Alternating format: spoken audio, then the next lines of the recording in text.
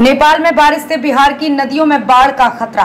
मधुबनी में कमला लाल निशान पार, मोतिहारी में बह गया डायवर्जन। नेपाल में हो रही बारिश के कारण सीमावर्ती क्षेत्र की नदियों का जलस्तर बढ़ा है।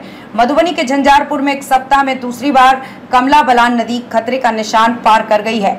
मुजफ्फरपुर में बागमती उफान पर है। नेपाल में हो रही बारिश के कारण सीमावर्ती क्षेत्र की नदियों का जलस्तर बढ़ा है। मधुबनी के झंझारपुर में एक सप्ताह में दूसरी बार कमला बलान नदी खतरे के निशान को पार कर गई है।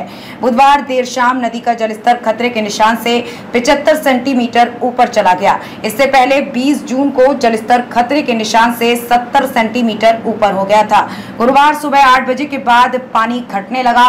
11 बजे तक जलस्तर में 30 सेंटीमीटर की कमी दर्ज की गई।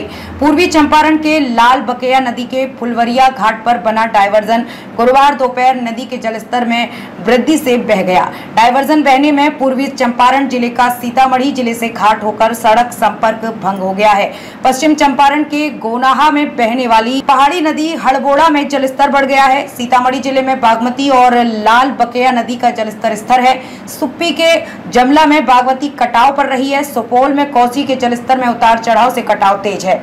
कोसी नदी के जलस्तर में गुरुवार को कमी हुई।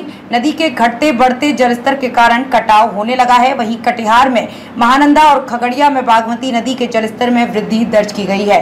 अररिया में परमान, नूना और बकरा नदी के जलस्तर में कमी से लोगों को राहत मिली है। सुपौल जिले में कोसी नदी के जलस्तर में गुरुवार की सुबह से घटने की रफ्तार जारी रहा। नेपाल के जलग्रहण क्षेत्र में बारिश थमने के बाद दोनों जगहों पर पानी में कमी हो रही है।